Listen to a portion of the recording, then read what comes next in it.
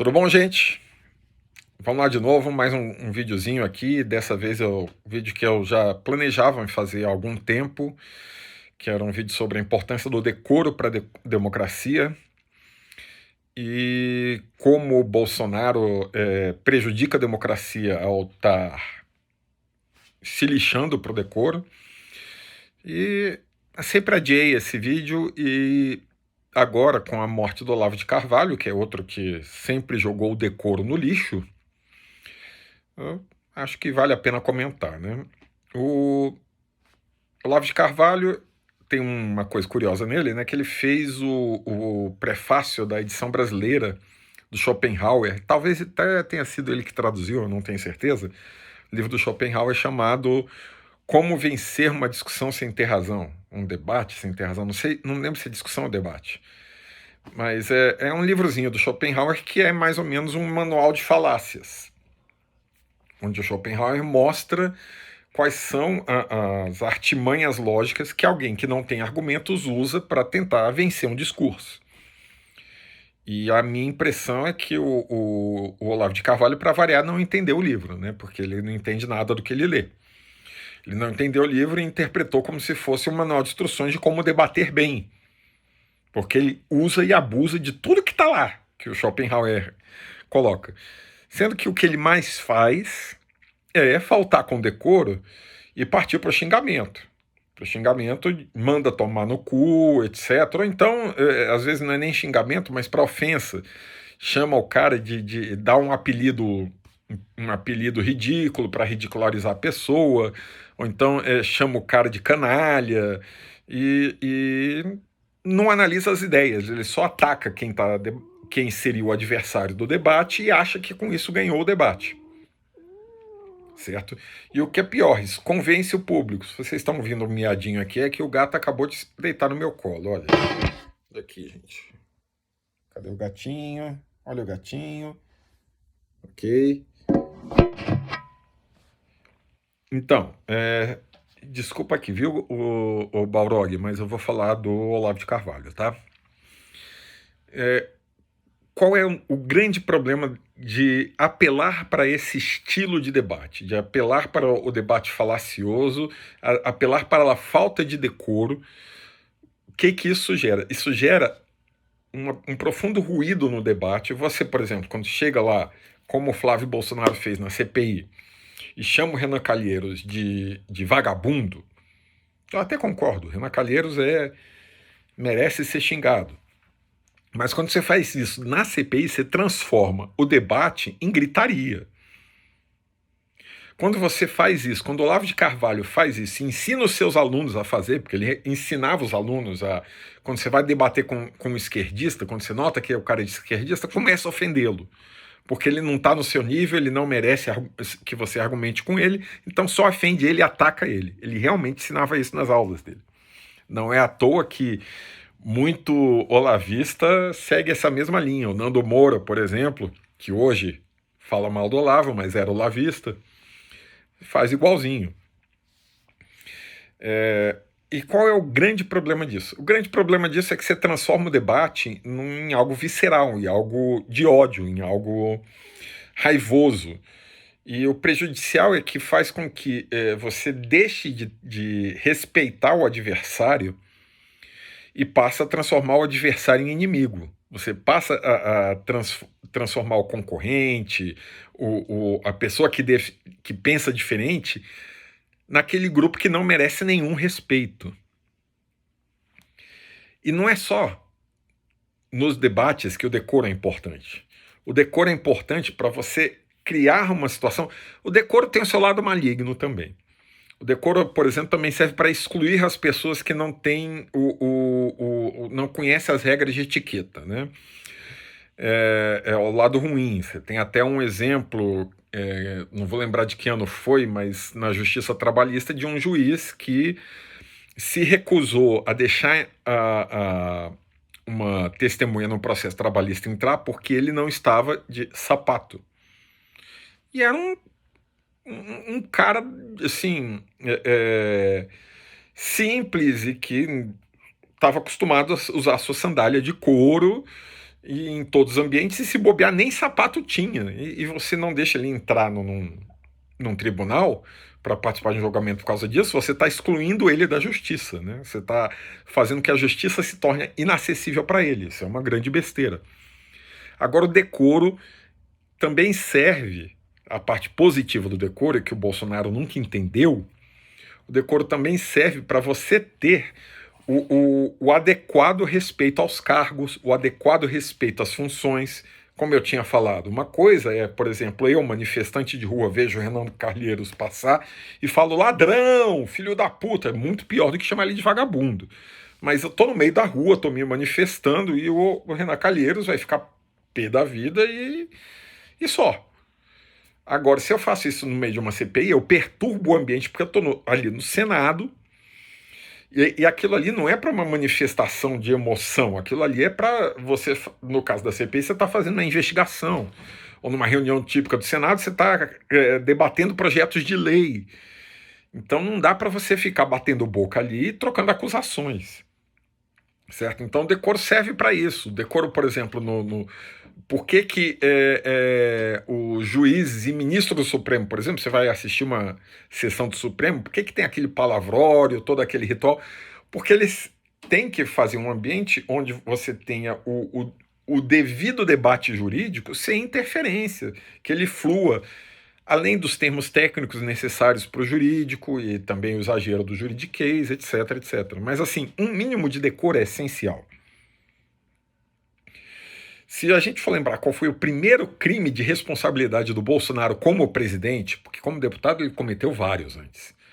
O primeiro crime de responsabilidade foi quando ele postou, lá no Carnaval de 2019, quando ele postou um vídeo de um cara mijando em cima do outro no Carnaval e perguntou o que é Golden Shower. Se eu faço isso, eu só tô sendo um cara meio grosseiro no Twitter. Agora ele é o presidente da República, Cacilda. Mesmo no perfil pessoal dele, ele continua sendo o presidente da República. Eu, como servidor público, eu tenho que seguir um código de ética que, inclusive, eu tenho que seguir fora do ambiente de trabalho em algumas situações. Quando eu trabalhava na Justiça Eleitoral, por exemplo, eu não poderia publicamente fazer manifestações partidárias, porque isso poderia prejudicar a minha suposta neutralidade, né?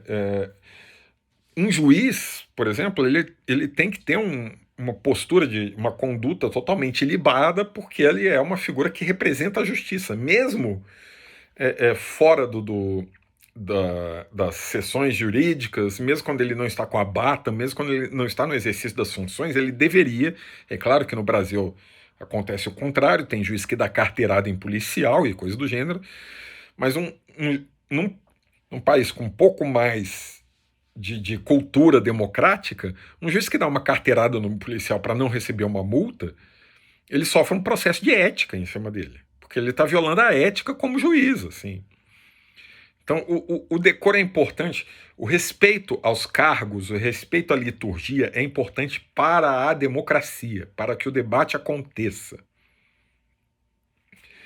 E, infelizmente, o que a gente tem, principalmente com a ascensão do olavismo e do bolsonarismo, a gente tem meio que a postura inversa. A gente tem a postura que, olha, você sair do decoro, você partir para ofensa, você partir para baixaria, você acaba ganhando vantagens. Então, faz parte do jogo e vamos jogar assim. Só que isso é jogar a qualidade da conversa, do debate e das estruturas de representação no lixo. Isso é transformar o espaço democrático, do debate democrático, em briga de foice no escuro. Isso sim incentiva também a postura da violência psíquica, não necessariamente a violência física, mas pode chegar à violência física, da violência psíquica de você considerar que aquele que pensa diferente de você é seu adversário. Aliás, não é nem seu adversário, é seu inimigo e não merece o seu respeito, e que você gostaria que ele nem participasse da sociedade. E é isso que leva, por exemplo, a uma pessoa por que a sede da Porta dos Fundos sofreu um atentado depois de fazer o especial de Natal com Jesus gay. Por que isso não aconteceu antes no Brasil? Existiam humoristas que pegavam pesado desse nível? Existiam.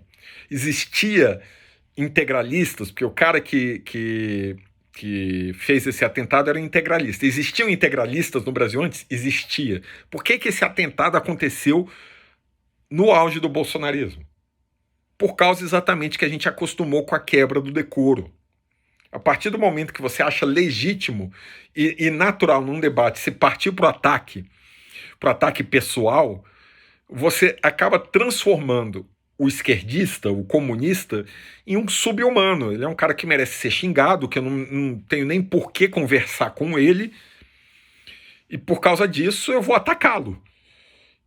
E disso, do ataque verbal para o ataque físico, a mudança psicológica é muito pequena.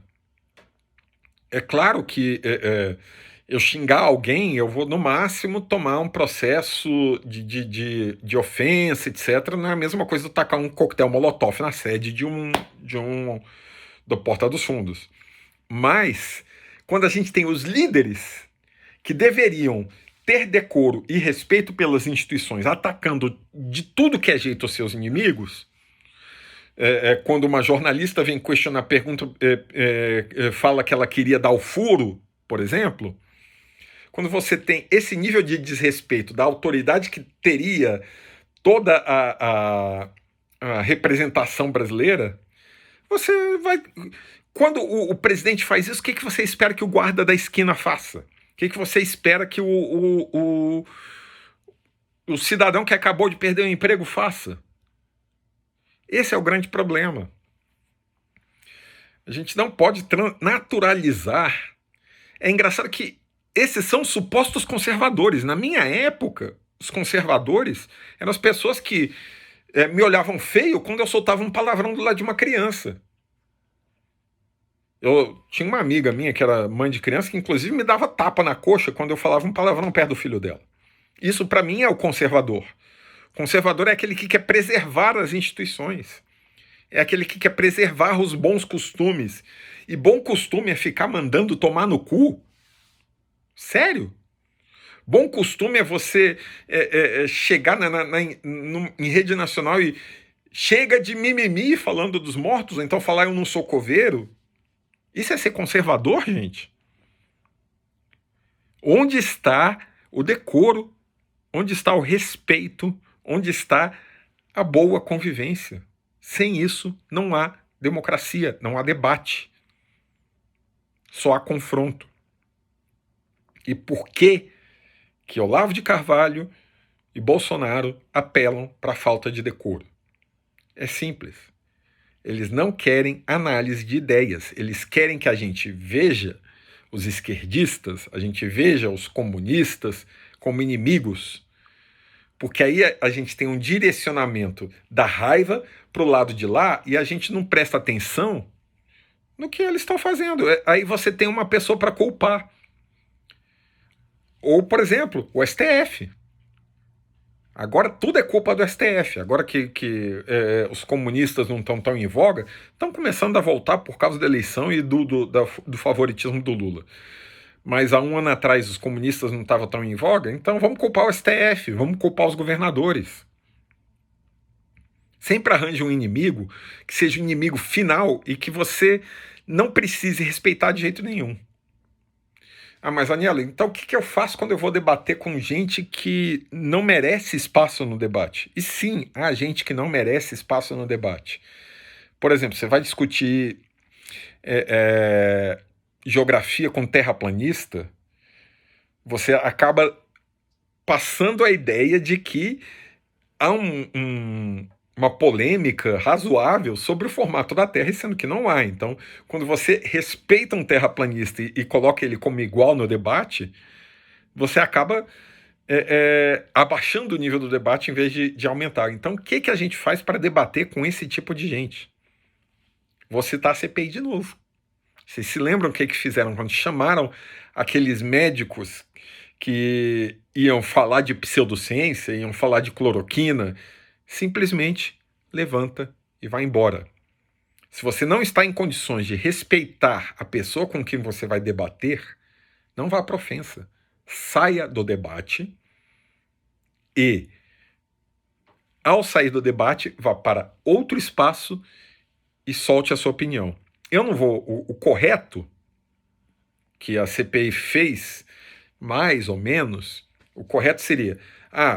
o pessoal da cloroquina vem aqui falar, ok, não debato com eles, ok? Depois disso, vou mostrar todos os erros do discurso deles. Porque eu não vou fingir que eles são pessoas que estão propondo algo válido. Se você acha que o esquerdista, se você é radical esse ponto de achar que o esquerdista não merece debater contigo, não debata com ele. É simples. É simples. E depois refute-o em outro fórum. Faça um react. Tá na moda. Até o Ciro aprendeu a fazer. Muito bom o react do Ciro com o Moro, viu? Faça um react. E não precisa ofender, não precisa atacar e não precisa confrontar. Menos ódio, mais respeito mútuo e respeito aos cargos e às instituições. Isso significa que eu não possa chamar o presidente de genocida? A gente pode, na rua pode. A gente não vai fazer isso, por exemplo, numa reunião de ministério. A gente não vai fazer isso no Congresso Nacional. Na verdade, no Congresso Nacional até dá se você está discussando na cátedra. Mas se o Bolsonaro está ali do lado, você não vai fazer isso. Porque aí você vai respeitar o cargo, não a pessoa, o cargo do presidente.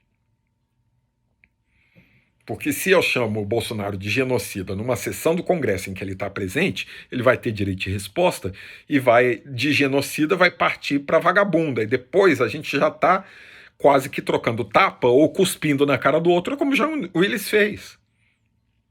E, poxa, eu até gosto de John Willis, mas cuspir na cara é o fundo do poço.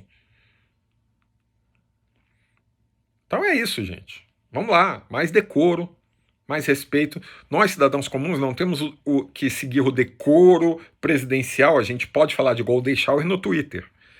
Mas vamos ter também o respeito na hora de debater. Mesmo que seja um bolsonarista, por exemplo, se um bolsonarista senta para discutir política comigo, eu não vou xingar o cara. Talvez eu tente conversar uns 2 minutos, mas mais provável que eu levante e vá embora. E é essa a solução. Tá certo? Grande abraço. E o rapaz morreu, rapaz. Empatia tem limite. O mundo tá melhor sem ele.